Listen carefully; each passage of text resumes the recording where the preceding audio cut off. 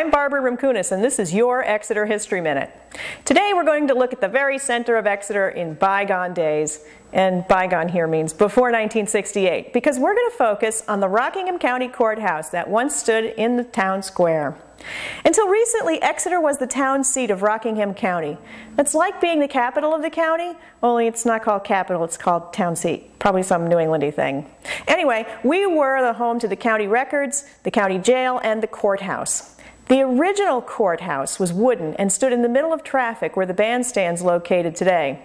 It later moved briefly to Court Street, which, like a resentful divorced spouse, still has the name Court Street today, even though there hasn't been a court there since 1850. In that year, the court moved into the beautiful new Exeter Town Hall, which is why there's a statue of Lady Justice standing on the cupola of our town hall. In 1893, however, a new courthouse was built right next to the town hall. It was big and during the Victorian era, so it was a bit imposing. It had a tall bell tower which gave the downtown a very distinctive skyline. There was town hall's cupola, courthouse bell tower, First Parish Church steeple. You can keep going all the way up Front Street, where there was also the Methodist Church bell tower, the Baptist steeple, and Phillips Exeter Academy's cupola. The courthouse was used for over 70 years. During World War II, a roll of honor was erected outside. It didn't weather very well and had to be removed a few years later.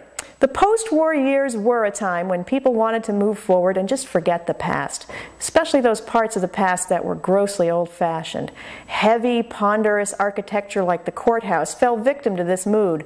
I've met a few people who told me that the courthouse was a monstrosity and the ugliest building they ever saw. I'll let you be the judge.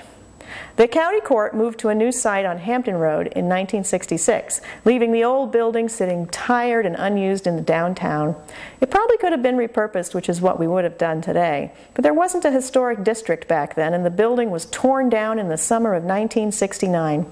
Interestingly, the newspapers followed the destruction with no small amount of interest. It wasn't until a year later when the site, which was now a parking lot and drive-through bank, brought with it just a twinge of regret over that decision. It's probably no surprise that Exeter's Historic District Commission was set up right after the courthouse came down. We're much more careful about changing the landscape nowadays.